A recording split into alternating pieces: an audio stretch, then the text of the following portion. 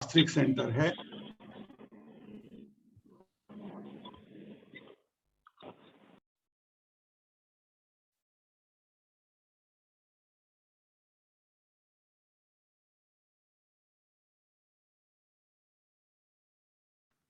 हरे कृष्णा। प्रभु log out हो गया दिखता है क्या?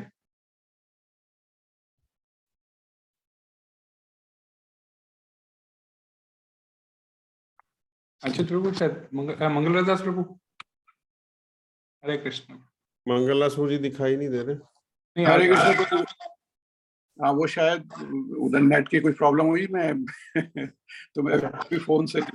प्रभु हरे एक कृष्ण। अनाउंसमेंट है सभी भक्तों को जिन्होंने मोबाइल से लॉगिन किए 108 जरा अपना नाम लिखे, वो लिखने को कहना प्रभु। हरे कृष्ण। हरे कृष्ण। हाँ, ये बहुत आवश्यक है, क्योंकि हरे कृष्णा, एक तो सब अपने म्यूट रखेंगे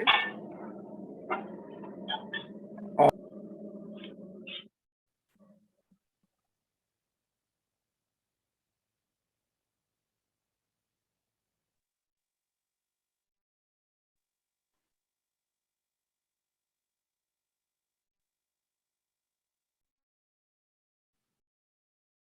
प्रभु आप वापस म्यूट हो गए, सॉरी प्रभु। हरे गुड। हरे कृष्ण।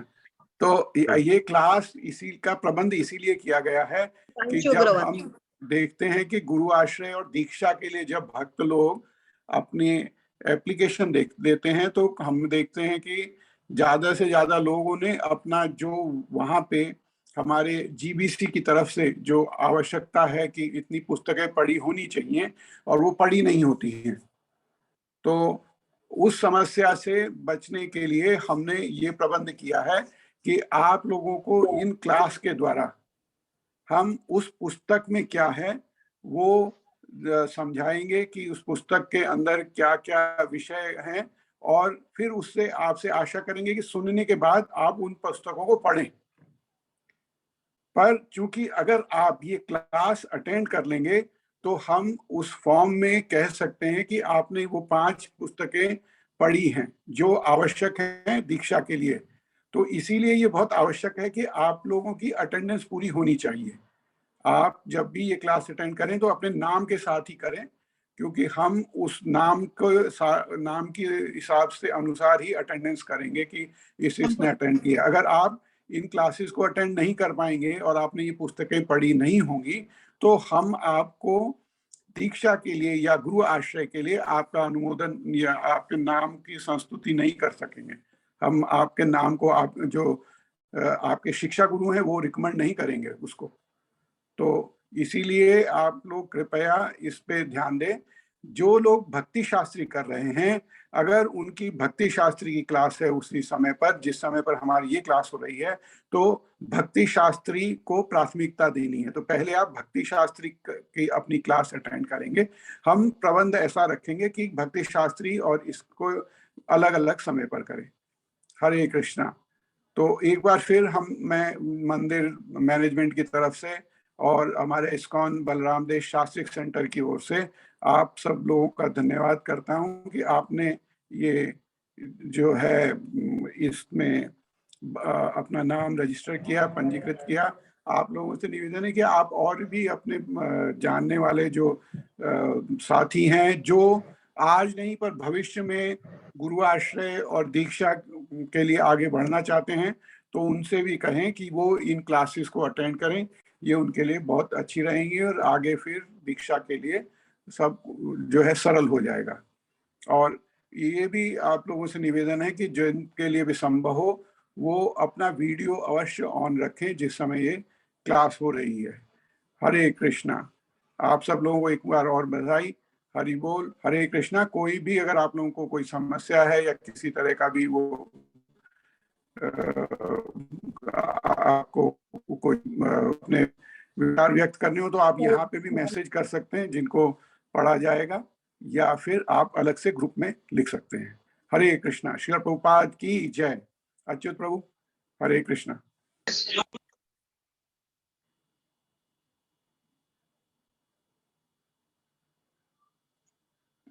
आपकी आवाज आप म्यूट है अच्युत प्रभु। तो आज सर्वप्रथम क्लास है और अच्युत प्रभु जो जन्म मृत्यु से परे। हरे कृष्णा अच्युत प्रभु बोलिए। ये हरे पुस्तक कृष्णा। का ओम अज्ञानतिमिरान्धस्य ज्ञानांजनाशलाकया चक्षुरुन्मीलितं येन तस्मै श्री गुरुवे नमः। हरे कृष्णा। सभी भक्तों का इसमें बहुत बहुत स्वागत है। जैसा प्रभु जी ने बताया, तो हम लोग इसमें प्रभुपाद की जो छोटी बुक्स हैं उसको पढ़ेंगे। तो आप सबसे अनुरोध है कि आप लोग बहुत ही ध्यान से इस पुस्तक को जो प्रभुपाद ने लिखा है उसको बहुत ध्यान से सुने। उसका कारण ये है कि हम लोग एक दिन में एक पुस्तक को कवर करेंगे, तो आप लोग जितना ध्यान से सुनेंगे उतना ज्यादा हम लोगों को समझ में आएगा। तो आप सब लोगों से एक तो ये प्रार्थना है, और जो भक्त लोग जो है वीडियो ऑन कर सकते हैं वो वीडियो ऑन करके ध्यान से सुने। और तीसरा आप लोगों से यह है कि आप इसको अगर आप नोट कर सकते हैं तो कहीं नोट करें इसके पॉइंट्स, और या फिर आप बहुत ध्यान से सुने, क्योंकि संभावना है कि आपका बाद में इस पे कोई छोटा सा कोई जो है एग्जाम या इस तरीके से हो सकता है। तो आप लोग अगर उसको ध्यान से नहीं सुनेंगे, खाली एक कान से सुनेंगे दूसरे कान से निकाल देंगे, तो कोई आपको फायदा नहीं होने वाला है। तो इसलिए आप लोगों से विनती है कि आप लोग बहुत ध्यान से इसको और सुने, क्योंकि हम लोगों को ज्यादा थोड़ा कवर करना होता है तो थोड़ा जल्दी जल्दी पढ़ेंगे, लेकिन आप लोग ध्यान से सुनेंगे तो सब समझ में आएगा। हरे कृष्णा। शील प्रभुपाद 108 अभी भी नाम नहीं चेंज किया प्रभु इन्होंने। जो भक्त लोग हैं वो वीडियो ऑन करके रखे, नहीं तो अटेंडेंस नहीं लगेगी उनकी। और नाम अगर नहीं चेंज करेंगे तो आपका नाम नहीं पता चलेगा, तो अटेंडेंस उसके लिए भी नहीं लग पाएगी। तो ये जो प्रभु जी हैं, हाँ प्रभु जी हरे कृष्णा। हाँ रीनेम करिए अपने आप, म्यूट रखिए और रीनेम करिए। आपका नाम क्या है प्रभु? मेरा नाम श्याम विजय चौहान प्रभु जी। ठीक है, रीनेम कर लीजिए प्रभु जी। मैं वो नाम राइटिंग करता हूँ, नाम ओपन नहीं होता है। कोई बात नहीं, ठीक है, चलेगा, नो प्रॉब्लम। आपने नाम बता दिया, चलेगा। हरे कृष्णा। हरे कृष्णा। हरे कृष्णा प्रभु जी। कृष्णा। हाँ बताइए।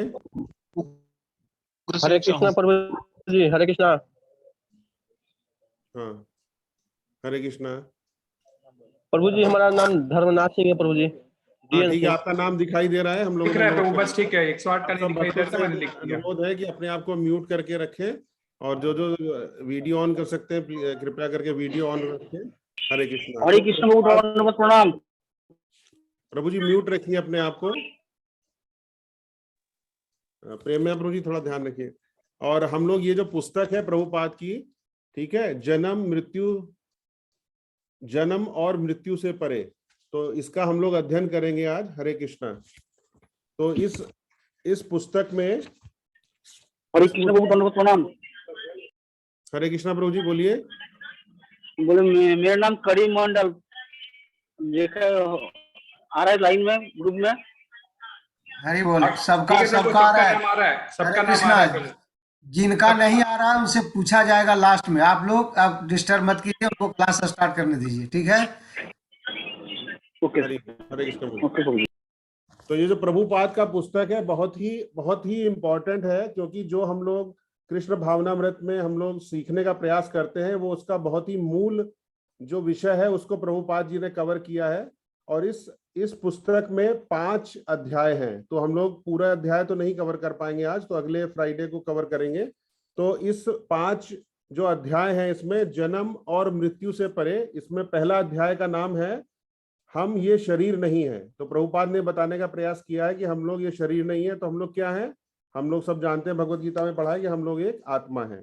दूसरा जो अध्याय है इसका वो है मृत्यु के समय उन्नति।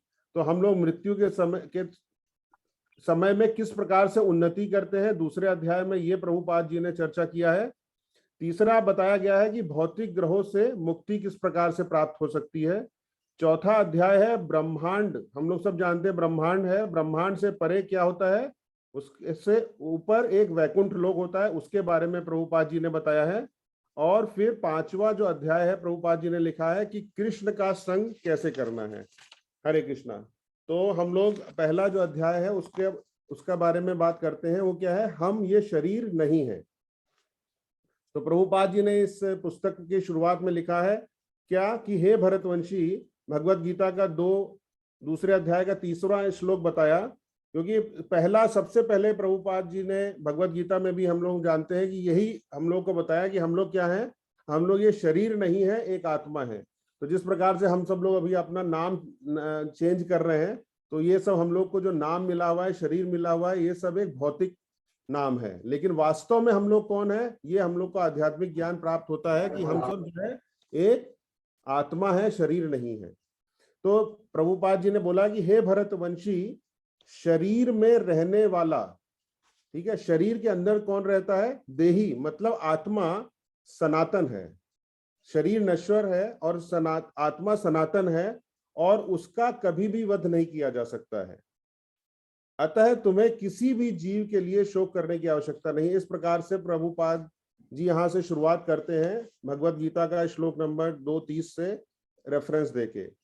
और प्रभुपाद जी आगे बताते हैं कि आत्म साक्षात्कार का पहला कदम क्या है। पहला ज्ञान भगवत गीता का हम सबको मिलना चाहिए कि आत्म साक्षात्कार का पहला कदम अपने को शरीर से भिन्न, मतलब हम लोग शरीर से अलग कुछ हैं, इसको हमें समझना चाहिए। अर्थात मैं यह शरीर नहीं हूं। और क्या हूं फिर मैं, अगर मैं शरीर नहीं हूं तो क्या हूं, हमें जानना चाहिए कि हम एक आत्मा हैं। और यह अनुभव करना कि हम लोग आत्मा हैं उन मनुष्यों के लिए अनिवार्य है। किन मनुष्यों के लिए, जो कि हम लोग आध्यात्मिक प्रगति में आगे बढ़ रहे हैं, जो मृत्यु को लांघ कर इस लोक मतलब हम सब लोग जानते हैं कि मृत्यु लोक है, इस लोक से परे जो बैकुंठ लोक है उसमें प्रवेश करना चाहते हैं। तो प्रभुपाद जी बता रहे हैं कि बैकुंठ लोक में जाने के लिए सबसे पहला जो हम लोग को ज्ञान प्राप्त करना है वो है कि हम लोग ये शरीर नहीं है, बल्कि हम लोग एक आत्मा है। ठीक है, ये शरीर नहीं किंतु एक विशुद्ध चेतना है। प्रभुपाद जी बता रहे हैं कि आत्मा क्या है, एक विशुद्ध चेतना है। और फिर भी हम किसी ना किसी तरह से शरीर रूपी वेश में बंध गए हैं। तो हमको ये जानना पड़ेगा कि हम लोग विशुद्ध आत्मा है, लेकिन हम इस शरीर रूपी जाल में कह लीजिए या फिर जो भी यंत्र है उसके अंदर हम जो है उसमें जो है हम लोग बंध गए हैं।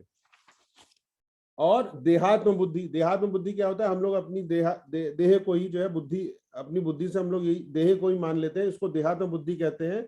में रहकर सुख के बारे में हमारी जो सोच है, तो हम लोग क्या है, सुख की खोज में लगे हुए हैं। लेकिन सुख जो है, सुख के बारे में जो हमारी सोच है वह विज्ञप्ति व्यक्ति की सोच जैसी है।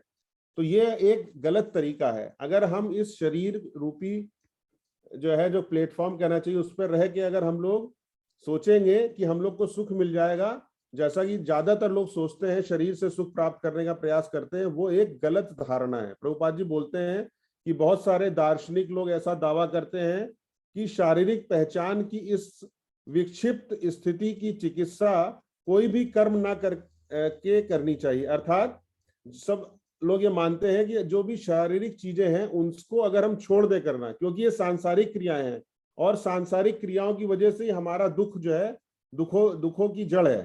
तो वे दावा करते हैं कि अगर हम ये सभी क्रियाएं वास्तव में बंद कर दें तो हम जो है, हमारे ऊपर जो दुख चल रहे हैं वो समाप्त हो जाएंगे।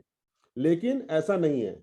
ठीक है, भगवत गीता आध्यात्मिक ज्ञान के माध्यम से हमको बताती है कि यदि हम कर अधिकारी, हमारा बड़ा घर है, जो एक प्रभुपाद उदाहरण देके समझा रहे हैं कि बड़ा घर होने के कारण हम बहुत परेशान हैं, तो इसका समस्या का एक सीधा हल यह है कि हम उस मकान को ही नष्ट कर दें। तो अगर हम हमारे जो मकान का कोई आदमी कर ले रहा है, टैक्स ले रहा है, तो हम उस मकान को ही समाप्त कर दें, तो क्या उससे वो समाधान होगा? उससे समाधान नहीं होगा। भगवत गीता बताती है कि भौतिक शरीर ही सब कुछ नहीं है। तो हमको ये समझना पड़ेगा कि भौतिक शरीर ही सब कुछ नहीं है। इन भौतिक तत्वों के संयोग से परे, मतलब इस शरीर से अलग हमारा क्या है, एक आत्मा है।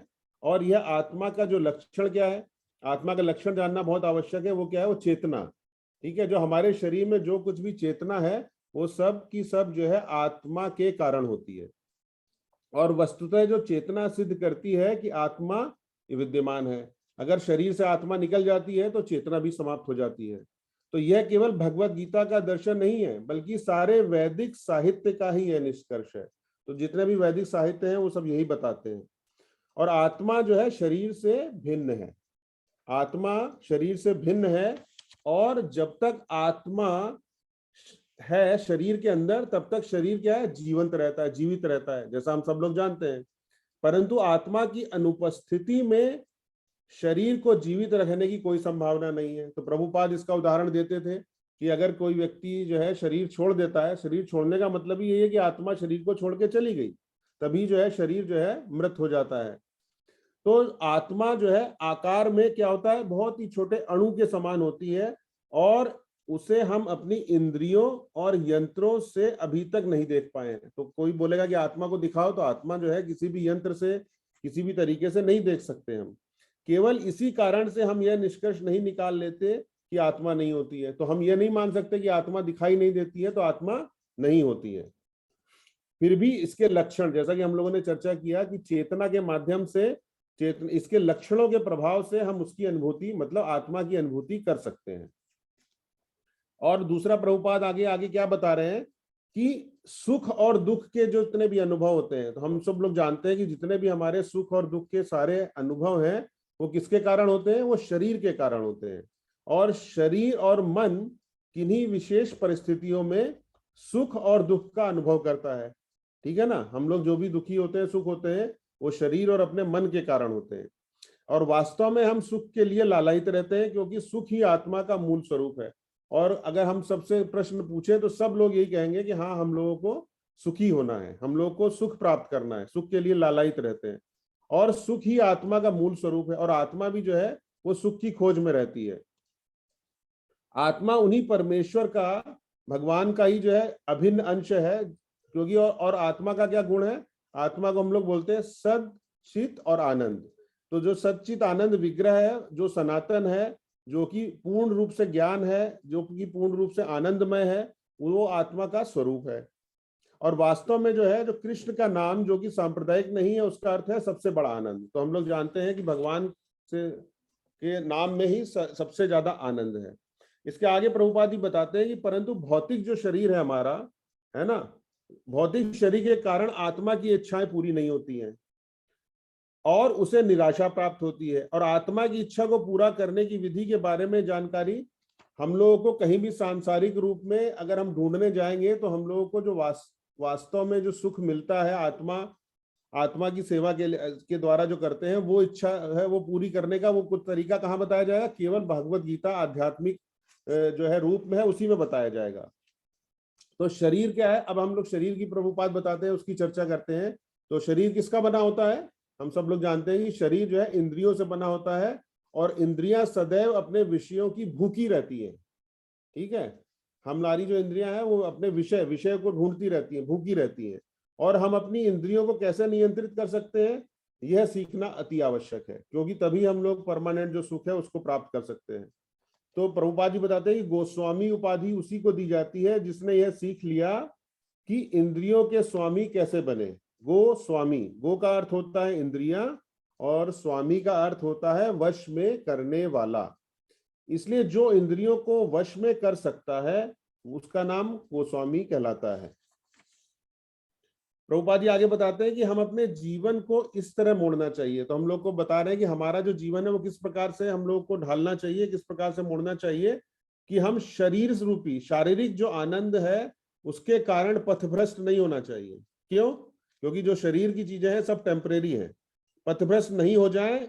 यदि इस प्रकार हम पथ से विचलित हो गए तो क्या होगा, हमारे लिए अपनी चेतना को शरीर से परे वास्तविक स्वरूप में स्थापित करना संभव नहीं है।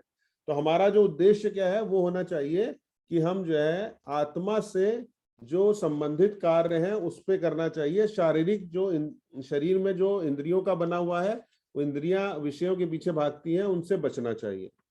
तो जो लोग, प्रभुपाद जी बताते हैं भगवत गीता से कि जो लोग इंद्रियों का भोग तथा भौतिक ऐश्वर्य के प्रति अत्यधिक आसक्त होते हैं, ऐसी वस्तुओं से मोहग्रस्त हो जाते हैं, उनके मन में भगवान के प्रति भक्ति का दृढ़ संकल्प नहीं हो पाता है। तो जो लोग इंद्रिय तृप्ति के पीछे चले जाते हैं उनको भगवान का प्रति जो दृढ़ संकल्प होना चाहिए वो नहीं हो पाता है। और वेदों में मुख्यतः प्रकृति के तीनों गुणों का वर्णन हुआ है, और वेद जो है वो केवल प्रकृति के जो 3 गुण हैं, तमोगुण, रजोगुण, सतोगुण, उनके बारे में ही चर्चा हुई है। तो भगवान बोल रहे हैं कि हे अर्जुन, इन तीनों गुणों से ऊपर उठो। क्यों? क्योंकि इससे समस्त द्वंद्वों से और लाभ तथा सुरक्षा की सारी चिंताओं से मुक्त होकर तुम आत्मपरायण, आत्म मतलब आत्मा के बारे में तुम जान सकोगे। तो वेद का मतलब क्या होता है, प्रभुपाद जी बता रहे हैं। वेद का मतलब क्या होता है? वेद का मतलब होता है ज्ञान की पुस्तक। वेद का मतलब ज्ञान होता है, और ज्ञान की अनेक पुस्तक हैं, ठीक है ना।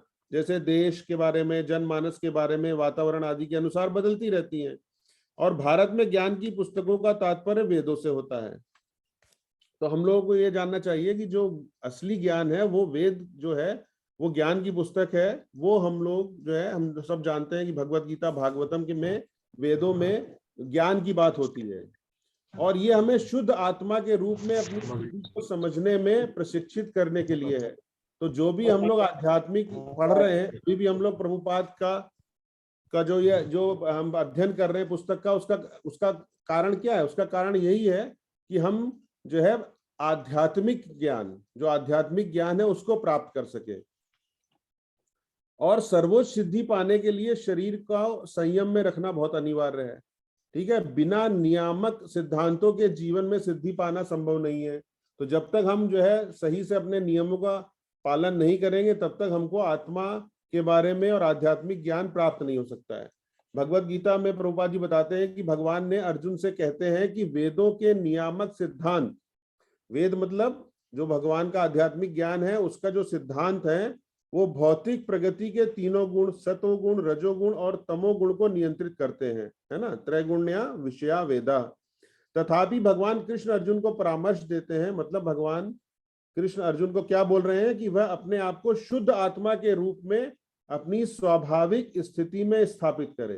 तो भगवान यहाँ अर्जुन को ये बोल रहे हैं, भगवान अर्जुन को यही बोल रहे हैं कि तुम इन तीनों गुणों से ऊपर उठकर अपनी शुद्ध आत्मा की जो स्वाभाविक स्थिति है उसको जानो, और भौतिक प्रकृति के द्वंद्वों से परे है। मतलब जो भौतिक प्रकृति की चीज है, ये सब जो ज्ञान है, आत्मा का ज्ञान है, ये सब इससे ऊपर है। और जैसा कि हम सब लोग जानते हैं कि किसी भी स्कूल में, कॉलेज में ये सब ज्ञान नहीं पढ़ाया जाता है। जो हम लोग पढ़ रहे हैं यहाँ पर, वो ज्ञान जो है किसी स्कूल में नहीं पढ़ाया जाता है ना। जैसे रसायन शास्त्र, भौतिक शास्त्र, राजनीतिज्ञ, है ना, कलाकार, आर्ट, ये सब ज्ञान तो हम लोग को स्कूलों में मिलता है। और हर कोई व्यक्ति हर चीज के विषय में कुछ ना कुछ तो जानता है, अथवा कुछ चीजों के बारे में सब कुछ जानता है, और सामान्य रूप से इसी को ज्ञान समझते हैं। तो वो लोग क्या समझते हैं, यही सब जो ज्ञान है वही असली ज्ञान है। लेकिन ऐसा नहीं है। हम यह शरीर को छोड़ते हैं तो हमारा यही सभी ज्ञान नष्ट हो जाता है। तो क्या प्रभुपाद ये बताना चाह रहे हैं कि ये सब जो ज्ञान है, ये जो हम लोगों ने चर्चा किया, ये सब इस शरीर के साथ ही समाप्त हो जाता है। और पिछले जन्म में हम कुछ भी रहे हो, है ना, कोई व्यक्ति कितना भी महान ज्ञानी क्यों ना हो, परंतु इस जीवन में उसे फिर से विद्यालय की शुरुआत करनी पड़ती है और प्रारंभ से पढ़ना लिखना सीखना शुरू करना पड़ता है। तो स्थिति यह है कि हम वास्तव में शाश्वत ज्ञान खोज रहे हैं, परंतु वह इस भौतिक शरीर से प्राप्त नहीं किया जा सकता, है ना। हमें यह समझना होगा कि यदि हम कृत्रिम आनंद में लगे रहे तो हम अपने सनातन आनंद की स्थिति को नहीं पा सकेंगे। तो यहाँ प्रभुपाद जी कृत्रिम ज्ञान और सनातन ज्ञान, कृत्रिम आनंद और सनातन आनंद की बात कर रहे हैं। और इस शरीर को बीमारी की स्थिति समझना चाहिए। तो ये शरीर क्या है, हमको ये समझना चाहिए कि एक बीमारी है, बीमार स्थिति है। बीमार व्यक्ति ठीक से आनंद नहीं उठा सकता। हम लोग सब जानते हैं कि अगर हम लोग बीमार हो गए तो हम लोग आनंद नहीं उठा सकते। जैसा कि प्रभुपाद जी उदाहरण देते हैं कि अगर किसी को पीलिया हो जाए, पीड़ित व्यक्ति से को उसको जो चीनी है ना, वो चीनी भी जो है, मीठी चीज भी उसको कड़वी लगती है, परंतु स्वस्थ व्यक्ति उसके मीठेपन का स्वाद ले सकता है। तो प्रभुपाद इसी एनालॉजी के द्वारा समझाते हैं कि स्वस्थ व्यक्ति अपने मीठेपन का स्वाद ले सकता है, और दोनों स्थितियों में चीनी तो वही है। तो फर्क कहाँ है? फर्क यह है कि एक व्यक्ति बीमार है और एक व्यक्ति स्वस्थ है, लेकिन हमें अपनी स्थिति के अनुसार ही उसके स्वाद अलग अलग लगते हैं। जब तक हम इस देहात्म भाव, मतलब शरीर को हम अपने आप को शरीर मानते रहेंगे, तब तक हम बीमार अवस्था में रहेंगे और ठीक नहीं हो सकते। और जिससे ही हम जो है आध्यात्मिक जीवन के मीठेपन का आस्वादन करेंगे, तो फिर हम इसका जो है आनंद ले सकते हैं। प्रभुपाद इसको इस तरह से समझाते हैं। और एक दूसरा श्लोक क्या है, हम लोग ने सुना होगा, रमन्ते योगिना अनंते, अर्थात जो योगी जन है, योगिनी मतलब जो आत्मज्ञान के स्तर तक प्रगति करने की चेष्टा कर रहे हैं, वही वास्तव में आनंद ले रहे हैं। उसको क्या बोलते हैं? रमन्ते और अनंते। अनंते मतलब उनका वह जो आनंद है वो अनंत है, वो कभी भी समाप्त नहीं होता है और बढ़ता ही रहता है। तो भगवान श्री कृष्ण जो है वास्तव में प्रभुपाद बता रहे हैं कि असली भोक्ता कौन है। हमारी समस्या यही है कि हम लोग भगवान को भोक्ता नहीं मानते, खुद को भोक्ता मान लेते हैं, ये हमारी समस्या है। तो भगवान ने ये बोला है भगवत गीता में, क्या बोला है, भोक्ताराम यज्ञ तपसाम सर्वलोक महेश्वरम सुहृदम सर्वभूतानाम ज्ञात्वा माम शांति मृच्छति। अर्थात अगर हमको वास्तव में शांति चाहिए, ठीक है, आप लोग देख रहे हैं किस प्रकार से युद्ध चल रहा है आजकल, तो वो वास्तव में उसका कारण यही है कि वो भगवान को नहीं जानते हैं और भगवान को केंद्र में नहीं मानते हैं, भोक्ता स्वयं को मानने लगते हैं, इसलिए समस्या होती है। तो भगवान बोलते हैं कि मुझे समस्त यज्ञों और तपस्याओं का परम भोक्ता, समस्त लोकों तथा देवताओं का परमेश्वर और समस्त जीवों का उपकारी एवं हितैषी जानकर संत महात्मा भौतिक दुखों की पीड़ा से शांति प्राप्त कर सकते हैं। तो हम अगर भगवान को हम लोग भोक्ता मानेंगे तभी हम शांति प्राप्त कर सकते हैं, आनंद प्राप्त कर सकते हैं, नहीं तो सब कुछ जो है आनंद हम जिसके पीछे भाग रहे हैं वो सब क्षणिक हो जाता है। तो भगवान अनेक अंशों में विस्तारित हुए हैं और हम उन्हीं से एक अंश हैं। तो ये सब हम लोग जानते हैं कि भगवान के हम लोग अंश हैं और भगवान एक और अद्वितीय है। तो भगवान हम जानते हैं कृष्ण भगवान एक ही हैं और अद्वितीय है, मतलब उनके बराबर कोई नहीं है, परंतु उन्होंने आनंद की अनुभूति के लिए अनेक रूपों में विस्तार लिया। तो हम जानते हैं कि भगवान के बाकी बहुत सारे अवतार हैं, तो उन्होंने जो है आनंद की अनुभूति के लिए अलग अलग अवतारों में विस्तारित किया है अपने आप को। तो भगवान कृष्ण भोक्ता हैं और हम क्या हैं, हम भोग्य हैं। तथापि इस आनंद में प्रत्येक व्यक्ति बराबरी के से सहभागी बन सकता है। तो हम अगर भगवान की सेवा करेंगे तो हम जो है भगवान की सेवा में आनंद ले सकते हैं और हमारा आनंद तभी पूर्ण माना जाएगा जब हम भगवान के आनंद में सहयोग दें। हमारे लिए शारीरिक स्तर पर अलग से आनंद लेने की कोई संभावना नहीं है। तो गलती हमसे क्या होती है कि हम भगवान को अलग करके आनंद का खोज करते हैं, इसलिए हम लोगों को आनंद नहीं प्राप्त होता है। तो भगवान ने आगे भगवत गीता में ये क्या बताया है कि प्रकृति के 3 गुणों की प्रतिक्रिया से यह स्थूल भौतिक शरीर उत्पन्न होता है। तो हमको ये जो शरीर मिला है वो हमें इसलिए मिला है क्योंकि हम लोगों ने 3 गुणों की जो प्रतिक्रिया है, सतोगुण रजोगुण तमोगुण की जो प्रतिक्रिया है, उससे हम लोगों को यह शरीर मिला है और इसका विनाश निश्चित है। भगवान में भगवत गीता 2:14 में ये बोला है, ठीक है ना। और आत्मा जो है क्या है, वो अविनाशी है, अप्रमेय, मतलब उसको आप नाप नहीं सकते हो, ठीक है। तथा शाश्वत जीव का केवल भौतिक शरीर ही नष्ट होता है और आत्मा जो है कभी भी नष्ट नहीं होती है। ऐसा भगवत गीता के 2 अध्याय में भगवान ने अर्जुन को यह ज्ञान दिया। इसीलिए भगवान कृष्ण हमें देहात्म बुद्धि मतलब शरीर नहीं है, हम आत्मा है, ये ज्ञान के द्वारा देहात्म बुद्धि से ऊपर उठकर अपना वास्तविक मतलब क्या है कि हम भगवान के भक्त हैं, आध्यात्मिक जीवन प्राप्त करने के लिए प्रोत्साहित कर रहे हैं। तो भगवान यही बोल रहे हैं कि हमको इस शारीरिक रूप से ज्ञान से ऊपर आत्मा के ज्ञान को जानना है और यही आध्यात्मिक ज्ञान है। तो प्रभुपाद जी क्या लिख रहे हैं कि जब देहधारी जीव, जैसे हम लोग को मिला हुआ है देहधारी जीव, भौतिक शरीर से संबद्ध, भौतिक शरीर में क्या क्या संबंध होता है, इन 3 गुण मतलब सतोगुण रजोगुण और तमोगुण को लांघने में समर्थ हो जाता है, तब वह जन्म मृत्यु बुढ़ापा तथा उनसे होने वाले कष्टों से मुक्त हो सकता है और इसी जीवन में अमृत भोग सकता है। तो भगवान ने ये देखिए भगवत गीता में बताया है कि हम लोग अगर इसको ज्ञान को हम लोगों ने प्राप्त कर लिया और इसको समझ लिया तो हम लोग जो है इससे मुक्त हो सकते हैं। किससे मुक्त हो सकते हैं? प्रकृति के 3 गुणों से मुक्त हो सकते हैं और इसी जीवन में हम अमृत का भोग कर सकते हैं। हमें अपने आप को 3 गुणों से ऊपर क्या है, शुद्ध ब्रह्मभूत आध्यात्मिक स्तर में स्थित करने के लिए क्या करना पड़ेगा? हमें वही करना पड़ेगा जो हम लोग कर रहे हैं, कृष्ण भावनामृत की विधि को स्वीकार करना चाहिए। और चैतन्य महाप्रभु का उपहार है कि यह मंत्र, ठीक है, हम सब लोग जपते हैं, हरे कृष्णा कृष्णा कृष्णा हरे हरे, हरे राम राम राम हरे हरे का कीर्तन इस विधि से सुगम बना देता है। तो जो हम जो चर्चा कर रहे हैं इस विधि में यह जो संकीर्तन है भगवान के नाम का महामंत्र है, यह सुगम बना देता है और यह विधि भक्ति योग या मंत्र योग कहलाती है और यह सर्वश्रेष्ठ योगी इसी विधि का उपयोग करते हैं। अध्यात्मवादी किस प्रकार जन्म मृत्यु से परे, भौतिक शरीर से परे अपनी पहचान का अनुभव करते हैं और अपने आप को इस भौतिक ब्रह्मांड से आध्यात्मिक लोकों में स्थानांतरित करते हैं, वह अगले प्रकरणों का विषय है। तो अभी तक हम लोगों ने क्या ज्ञान प्राप्त किया? हमने ये ज्ञान प्राप्त किया कि हम लोग शरीर नहीं है, हम लोग इस शरीर से परे कुछ और है। क्या है? हम एक आत्मा है। तो ये प्रभुपाद जी ने इस अध्याय में इसके बारे में बताया। और दूसरा अध्याय जैसा हम लोगों ने बताया था, वो उसका क्या नाम है? मृत्यु के समय उन्नति। तो मृत्यु के समय उन्नति कैसे है, इसके बारे में प्रभुपाद जी बताते हैं कि आध्यात्मवादी, ठीक है, आशा है सब भक्त लोग ध्यान से सुन रहे हैं। अभी हम लोग दूसरा अध्याय शुरू कर रहे हैं इसका, मृत्यु के समय उन्नति। तो अध्यात्मवादी अनेक प्रकार के होते हैं, ठीक है। हम लोग जानते हैं कि बहुत सारे लोग जो है आध्यात्म में अपना प्रगति करना चाहते हैं और जिनको योगी कहा जाता है। तो हम लोग बहुत जानते हैं, बहुत लोग हठ योगी होते हैं। हठ योगी का क्या मतलब होता है कि वो लोग जो है बहुत ही कठोर तपस्या करते हैं। ज्ञान योगी होते हैं, वो ज्ञान के पीछे भागते हैं। कुछ लोग ध्यान लगाते हैं, बोलते हैं ना हम तो मेडिटेशन ही करते हैं, ध्यान योगी हैं। और फिर हम लोग जानते हैं कि सर्वोपरि क्या है, वो भक्ति योगी है। तो ये सब आध्यात्मिक जगत में स्थानांतरित होने के लिए योग्य हैं, ठीक है, योग्य हैं। और योग शब्द का अर्थ क्या है? योग शब्द का अर्थ क्या होता है? हम लोग सब जानते हैं। योग का मतलब होता है प्लस, प्लस का मतलब जोड़ना, ठीक है ना। तो योग विधियां, कोई भी योग है वो भगवान से जोड़ने के लिए होती है और हमारा संबंध आध्यात्मिक जगत से स्थापित करने के लिए बना है। तो इसीलिए इस सब चीजों के आगे क्या लगा हुआ है? हठ योग, ज्ञान योग, ध्यान योग, भक्ति योग।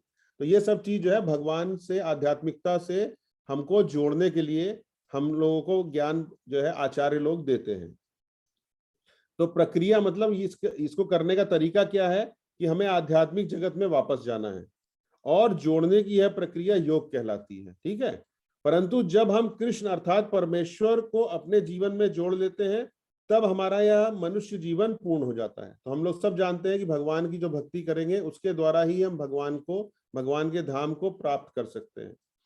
तो इस अध्याय का नाम क्या है? मृत्यु के समय उन्नति। तो मृत्यु के द्वारा हम लोग कैसे उन्नति करेंगे, ये प्रभुपाद जी बता रहे हैं कि मृत्यु के समय हमें पूर्णता की उस प्रक्रिया को पूरा करना होता है।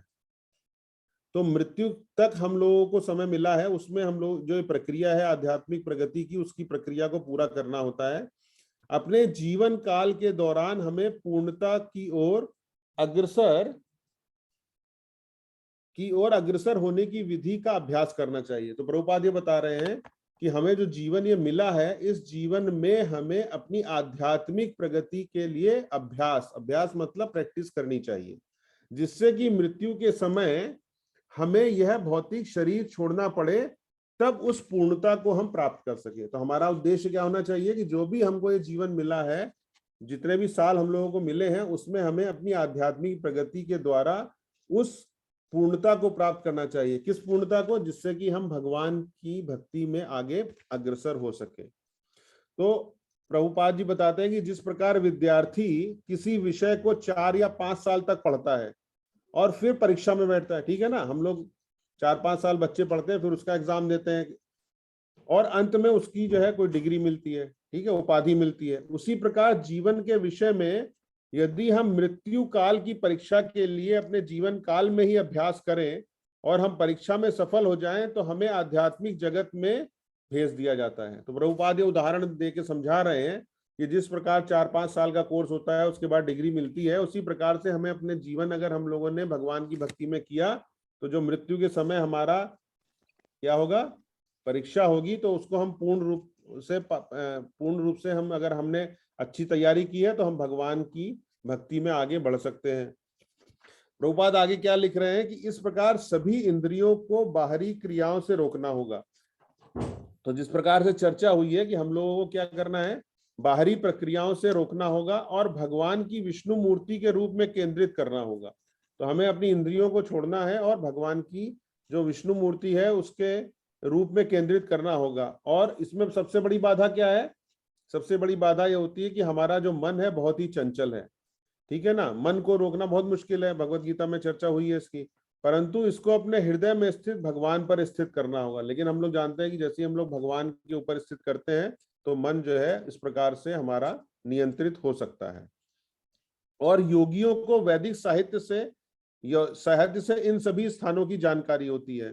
तो तो अभी क्या चर्चा हो रही है कि जिस प्रकार से कोई हम लोग जो है मृत्यु के बाद कहाँ पर जाते हैं इसकी चर्चा हो रही है, तो हम लोग कहेंगे कि भाई हम लोगों ने तो आध्यात्मिक लोक देखा नहीं है, तो क्या होता है। तो प्रभुपाद यहाँ पे उदाहरण के द्वारा समझा रहे हैं कि हम लोग से बहुत सारे लोग, हम लोग जो है अमेरिका नहीं गए, तो इसको नहीं मान सकते कि अमेरिका नहीं है, ठीक है ना। अमेरिका जाने से पहले पुस्तक पढ़कर कुछ जानकारी पा सकते हैं कि अमेरिका किस प्रकार का देश है, कि इसी प्रकार मनुष्य को, तो इस प्रकार से उदाहरण देके प्रभुपाद बता रहे हैं कि जैसे हम लोग किताबों में पढ़ सकते हैं कि हाँ भाई अमेरिका है, इस प्रकार का देश है, उसी प्रकार से मनुष्य को आध्यात्मिक ग्रहों का ज्ञान भी कहाँ से मिलेगा।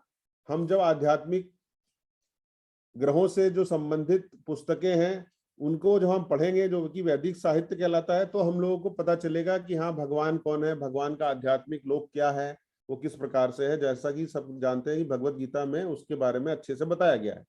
और यांत्रिक साधनों द्वारा अंतरिक्ष यात्रा, ठीक है ना, दूसरे ग्रहों में उत्थान के लिए मान्य विधि नहीं है। तो हम लोग ये नहीं सोचे कि हम लोग किसी यान में बैठ के या हवाई जहाज में बैठ के चले जाएंगे भगवान के उसमें। हम लोगों को अपना शुद्धिकरण करना पड़ेगा, तभी हम जो है भगवान के धाम तक पहुंच सकते हैं। ऐसा जो है भगवत गीता में और सब बताया गया है। भगवत गीता में भगवान ने क्या बोला है दूसरे अध्याय के 20वें श्लोक में, कि आत्मा के लिए किसी भी काल में ना तो जन्म है ना मृत्यु है, एक बार अस्तित्व में आने पर वह कभी नष्ट नहीं होता। आत्मा के बारे में बता रहे हैं प्रभुपाद जी। और वह अजन्मा है, नित्य है, शाश्वत है, अमृत है और पुरातन है, ठीक है। और हम आत्मा है, इसलिए हम भी सनातन है। तो प्रभुपाद यहाँ क्या बता रहे हैं कि आत्मा भी सनातन है, और हम लोगों ने चर्चा किया कि हम लोग भी क्या हैं, हम लोग भी सनातन है, क्योंकि आत्मा भी सनातन है और हम लोग आत्मा है, शरीर नहीं है। तो फिर हम अपने आप को जन्म और मृत्यु के अधीन क्यों होने दें। तो हम लोग जो है जन्म मृत्यु की बात क्यों कर रहे हैं, ठीक है। तो जो यह प्रश्न पूछता है, जिसके अंदर ये प्रश्न की जिज्ञासा हो गई, हरे कृष्णा, आप लोग ध्यान से सुनते रहिए। तो जिसके अंदर ये जिज्ञासा हो गई उसी को बुद्धिमान बताया प्रभुपाद जी ने, क्योंकि जो लोग बुद्धिमान है वही ये सब प्रश्न करेगा और इसी के ऊपर जो है ध्यान देगा। कि जो लोग कृष्ण भावना भावित हैं वे बुद्धिमान है, क्योंकि वो इस बारे में, इस विषय की चर्चा करते हैं, और वे उन ग्रहों में जाने के इच्छुक नहीं है जहां मृत्यु होती है। वे भगवान के समान शरीर पाने के लिए लंबी अवधि वाला जीवन भी स्वीकार नहीं करते हैं। जो भक्त लोग हैं वो हमेशा भगवान की सेवा की आकांक्षा करते हैं। ब्रह्म संहिता में क्या लिखा हुआ है, ईश्वरा परम कृष्णा सच्चिदानंद विग्रह। सत का क्या अर्थ है, सनातन है, और चित्त का अर्थ है ज्ञान से परिपूर्ण, और आनंद का अर्थ है सुख से परिपूर्ण। तो कृष्ण संपूर्ण आनंद के सागर हैं। तो जो हम चीज खोज रहे हैं सनातन सच्चिदानंद, वो भगवान जो है उसके सागर हैं। और यदि हम अपने आप को इस शरीर से आध्यात्मिक लोक, अर्थात जो कृष्ण लोक है, हम लोग जानते हैं गोलोक कृष्ण का ग्रह है, या किसी आध्यात्मिक ग्रह में स्थानांतरित करते हैं, तो हम उसी प्रकार से सच्चिदानंद शरीर मिल जाएगा जिस प्रकार से भगवान का जो शरीर सच्चिदानंद है। इसलिए जो कृष्ण भावना भावित हैं उनका उद्देश्य इससे भिन्न होता है। किससे भिन्न होता है, जो लोग भौतिक संसार में उच्च ग्रहों की तरफ जो भागते हैं ना, स्वर्ग और इसके लिए भागते हैं, उसके पीछे नहीं भागता है। भक्त जो है वो भगवान के लोक के लिए आकांक्षा करता है। और यदि योगी इस ध्वनि का उच्चारण करता है, मतलब हम लोग सब जानते हैं कि भगवान के नाम का उच्चारण कर सकता है और उसी समय कृष्ण या विष्णु भगवान का स्मरण है ना कर सकता है, तो उसे सबसे ऊंचा लक्ष्य, जो जीवन का लक्ष्य है, वो प्राप्त हो सकता है। और योग की जो प्रक्रिया है वो क्या है, वो मन को विष्णु के ध्यान में केंद्रित करने के लिए है ना। तो हमारा उद्देश्य क्या होना चाहिए कि भगवान की तरफ हम लोग किस प्रकार से अग्रसर हो पाए। अब कुछ लोग प्रभुपाद जी बताते हैं कि कुछ लोग क्या है ना, वो गलत तरीके क्या है, निर्विशेषवादी होते हैं। वो भगवान का जो साकार रूप है उसको नहीं मानते। तो निर्विशेषवादी भगवान को किसी रूप में कल्पना करते हैं, ठीक है। लेकिन जो वैष्णव जन है वो इसकी कल्पना नहीं करते हैं, बल्कि वास्तव में भगवान को देखते हैं। तो भगवान ने क्या बोला आगे भगवत गीता में 8वें अध्याय के 14वें श्लोक में बोला कि हे पार्थ, जो अनन्य भाव से, अनन्य मतलब किसी और भाव से नहीं, केवल मेरे भाव से ही निरंतर, निरंतर मतलब लगातार मेरा स्मरण करता है, मेरा ध्यान करता है, तो उसके लिए क्या है, भगवान बहुत ही आसानी से सुलभ है, क्योंकि वह निरंतर मेरी ही भक्ति में लगा रहता है, ठीक है। और आगे क्या बता रहे हैं प्रभुपाद जी की, जो अस्थाई जीवन, अस्थाई सुख और अस्थाई सुविधाओं से संतुष्ट है। तो बाकी सब चीजें क्या है, वो अस्थाई है, मतलब टेम्परेरी है, ठीक है। उनसे जो संतुष्ट हो जाता है उसको कभी भी बुद्धिमान नहीं कहा जा सकता। और कम से कम भगवत गीता के मतानुसार तो नहीं, मतलब भगवत गीता में तो कहीं भी ये नहीं लिखा हुआ है कि आप जो है जो टेम्परेरी चीजें हैं, जो अस्थायी चीजें हैं, उनसे आप जो है सुख को प्राप्त करने के लिए प्रयास करिए। ऐसा कभी भी नहीं बोला जाता है, ठीक है ना। जिस प्रकार से हम सब जानते हैं क्या, कि जैसे किराए के मकान में रहते हैं तो मकान मालिक मकान खाली करने को कहे तो हमें दुख होता है, ठीक है, परंतु यदि हम उससे अच्छे मकान में चले जाते हैं तो हमें शोक नहीं होता है। तो प्रभुपाद यही समझाना चाह रहे हैं इस एनालॉजी से, इस उदाहरण से, कि हम लोगों को जो अच्छा घर है उसकी तरफ जाना चाहिए, ना कि जो है ऐसे मकान को खाली करने के बाद पता चला हम लोग और नीचे गिर जाएं। तो हमारा स्वभाव है, क्योंकि हम सनातन हैं, इसलिए हम सनातन निवास स्थान, तो हम सब लोग जो है हर चीज परमानेंट जो है उसके निवास स्थान चाहते हैं, ठीक है। और निर्विशेषवादी जो लोग हैं वो आध्यात्मिक आकाश में भगवान की जो ब्रह्म ज्योति है उसके लिए जो है प्रयासरत रहते हैं, जो कि शास्त्रों में नहीं लिखा हुआ है। निर्विशेषवादियों को ब्रह्म ज्योति में आध्यात्मिक चिंगारी के रूप में स्थान मिलता है, और इस प्रकार ब्रह्म ज्योति इन आध्यात्मिक चिंगारियों से भर जाती है। तो इसका उदाहरण प्रभुपाद जी इस प्रकार से देते हैं, चिंगारी से समझा जा सकता है। और हम सब लोग आनंद चाहते हैं और साथ ही साथ अस्तित्व भी चाहते हैं। तो अपनी पूर्णता में जीव जो है 3 गुणों से बनता है, शाश्वता, ज्ञान और आनंद से। और जो जीव ब्रह्म ज्योति में निर्विशेष रूप से प्रवेश करते हैं वे कुछ समय तक पूरे ज्ञान के साथ वहां रह सकते हैं, और वे अब पूरी तरह से ब्रह्म में मिल गए, परंतु वहां उन्हें शाश्वत आनंद नहीं मिल सकता। तो ब्रह्म ज्योति में जो भी जाता है उसको क्या है, वहां शाश्वत मतलब परमानेंट नहीं मिलता है, ठीक है ना। उसके बाद वो टेम्परेरी होता है, तो फिर उसको वहां से वापस आना पड़ता है। तो इसीलिए भगवान यहाँ पे बताते हैं कि सबसे उत्तम विधि अपने आप को अभी से प्रशिक्षित करना है। मतलब हम लोगों को उसमें समय नहीं वेस्ट करना चाहिए, अभी से प्रशिक्षित करना है, जिससे मृत्यु के समय हम आध्यात्मिक लोक में अर्थात कृष्ण के लोक में पहुंच जाएं और वहां से कृष्ण की संगति कर सके, ठीक है। तो ब्रह्म संहिता में भी बताया गया है, क्या बताया गया है, कि भगवान कृष्ण और उनके धाम का वर्णन हुआ है। तो भगवान के धाम का वर्णन देखिए ब्रह्म संहिता में बताया गया है, उसके ही द्वारा हम लोग को ये पता चलता है कि भगवान ने क्या बताया है, कि मैं उन आदि पुरुष भगवान, ब्रह्मा जी बोल रहे हैं कि मैं उन आदि पुरुष भगवान गोविंद का भजन करता हूं, जो लाखों कल्प वृक्षों से घिरे और चिंतामणि समूह से निर्मित भवनों में कामधेनु गायों का पालन करते हैं, एवं जो असंख्य लक्ष्मियों तथा गोपियों द्वारा सदैव प्रगाढ़ आदर और प्रेम सहित सेवित हैं। तो ये लिखा हुआ है ना ब्रह्म संहिता में, लिखा हुआ है कि भगवान का जो धाम है वो किस प्रकार से है, भगवान वहां क्या रहते हैं, क्या करते हैं, उसमें क्या क्या होता है, ठीक है ना। कामधेनु गाय है, चिंतामणि है ना, मैं और कल्प वृक्ष है ना, और वहां पे असंख्य, कितनी असंख्य लक्ष्मियां और गोपियां हैं। हम लोग लक्ष्मी के पीछे परेशान रहते हैं, लेकिन वहां असंख्य लक्ष्मियां हैं, और गोपियों द्वारा सदैव मतलब कंटिन्यूअस प्रगाढ़ आदर और प्रेम सहित सेवित हूं, मेरी सेवा हो रही है। तो इस भौतिक संसार में हमारी समस्या क्या है, कि हम जन्म मृत्यु और अनेक प्रकार के दुखों के अभ्यस्त हो गए हैं, ठीक है ना। हम लोग, हमारा अभ्यास हो गया, अभ्यस्त हो गए हैं, और भौतिक वैज्ञानिक जो है ने इंद्रियों के आनंद के लिए और विनाश के लिए अनेक सुविधाओं का आविष्कार कर लिया है। तो हम लोग जानते हैं जैसे युद्ध चल रहा है कि क्या है, जो भौतिकतावादी लोग हैं, जो वैज्ञानिक लोग हैं, वो सोचते हैं कि हम लोग इस तरह का जो सामान है, अनेक सुविधाओं का आविष्कार कर लेंगे, उससे सुख मिलेगा। तो आध्यात्मिकता इसको कहीं भी नहीं बताती है कि इसके द्वारा आपको सुख मिल सकता है। परंतु क्या है, उसकी समस्या क्या है, उन्हें वृद्धावस्था, बीमारी और मृत्यु जैसी समस्याओं का कोई भी हल नहीं ढूंढा है। तो ये जो समस्या है, प्रभुपाद हमेशा बताते हैं, क्या बताते हैं, कि हमारी जो असली समस्या क्या है, वृद्धावस्था, बीमारी और मृत्यु, इसका समाधान किसी भी सांसारिक भौतिक चीजों से नहीं मिल सकता है, और भगवान की भक्ति के द्वारा हम इन सब चीजों के ऊपर वश कर सकते हैं। वे किसी ऐसे यंत्र का आविष्कार नहीं कर सकते, मतलब भौतिकतावादी लोग इस प्रकार का किसी भी यंत्र का आविष्कार नहीं कर सकते जिससे कि जो है जन्म मृत्यु जरा व्याधि जो समस्या है इसका समाधान प्राप्त हो सके। वे किसी ऐसे यंत्र का आविष्कार नहीं कर सकते जो कि वृद्धावस्था, मृत्यु और बीमारी को रोक सके।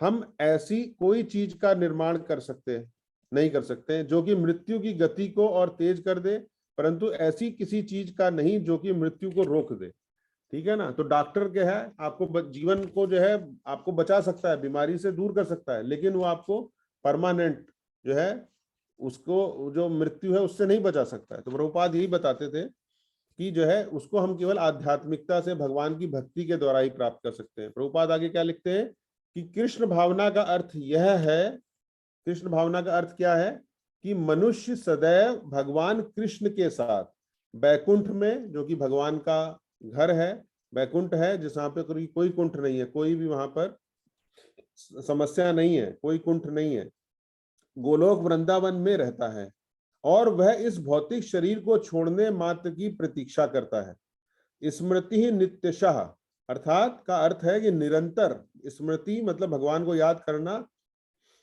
कब याद करना, कभी कभी नहीं, नित्यशः निरंतर याद करता है।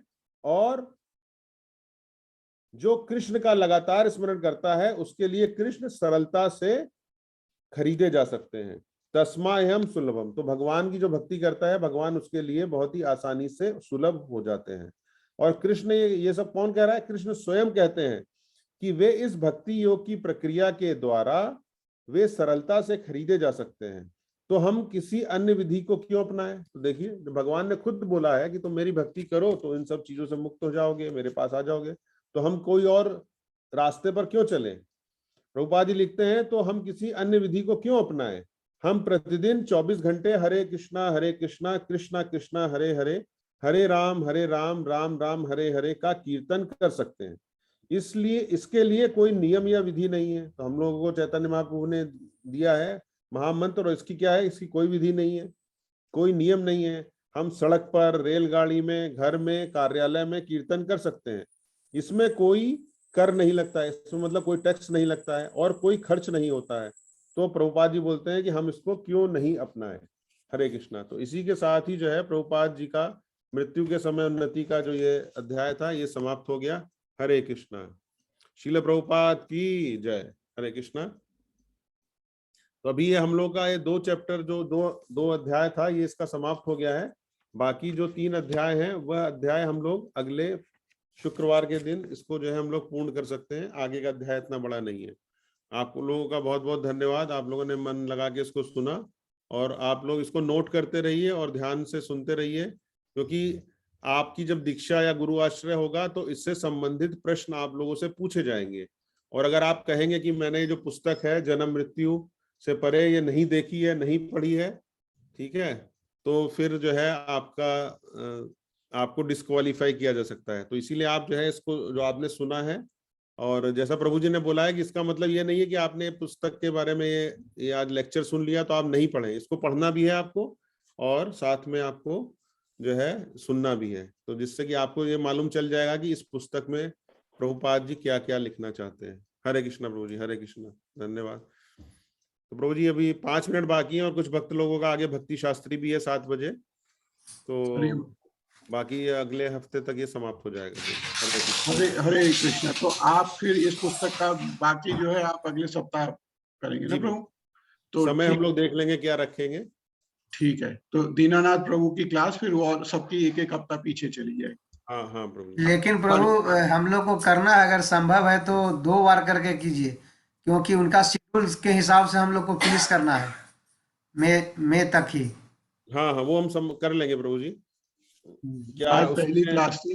हाँ समय का थोड़ा वो था ना, समय अगर 4 बजे शुरू होती तो मंगलवार को बीच में कभी रख के आप खत्म कर सकते हैं, बिकॉज शेड्यूल के हिसाब से। हाँ आप देखिए अगर भक्त लोग सब अवेलेबल है तो हम लोग कर सकते हैं, क्योंकि फिर वापस हाँ और ये 4 बजे शिफ्ट कर देते हैं प्रभु, अन्यथा मृदुल गोविंद प्रभु को बहुत लेट हो जाएगा वो जो क्लास लेंगे। हाँ प्रभु जी वो बात कर लेंगे, वो भक्ति शास्त्री का टाइम फिक्स होना चाहिए, उसके हिसाब से चेंज करना। यस प्रभु। तो ठीक है, अच्छा है प्रभु जी। बुधवार को होगा अगर भक्ति शास्त्री तो मंगलवार को हम लोग 1 घंटा और लगेगा, 45 मिनट, जैसे आज भी 45 मिनट लगा है, तो बाकी पूरा कर लेंगे। तो फिर दीनानाथ प्रभु जी अगले फ्राइडेज को फिर अगली हाँ तो वही है, मंगलवार को आप पूरा कर लीजिए इसको, अगर कोई प्रॉब्लम नहीं हो तो। ठीक है प्रभु जी। फॉलो करना है इंग्लिश का शेड्यूल, जैसे वो करेंगे उस टाइम तक हमें भी फिनिश करना है। ठीक है प्रभु जी। हरे कृष्णा। किसी भक्त के पास अगर राज विद्या पुस्तक है, राज विद्या तो मेरे पास है प्रभु जी। अगला से ना हो बस। अच्छा तो ठीक है, ओके। हरे कृष्णा प्रभु जी, आपका राज विद्या मेरे पास है। हाँ हरे कृष्णा। ठीक है माता। हरे कृष्णा। मैं ढूंढ रहा था तो पर ठीक है, अच्छा है वो तो पर वहां से मिल जाएगी। एक ही बात है माता जी, आप रखिए। और जब ये क्लास होती है उससे पहले ही अगर आप पढ़ के रखेंगी तो और भी अच्छा रहेगा। आप जब सुनेंगी तो आपको और भी अच्छा याद रहेगा फिर। तो हरे कृष्णा। श्री प्रभुपाद की जय। अगले सप्ताह, अभी आपको मंगलवार के लिए समय, अगर मंगलवार की क्लास होगी तो आपको समय बता देंगे, कृपया इस ग्रुप में ध्यान दीजिएगा। हरे कृष्णा। श्री प्रभुपाद की जय।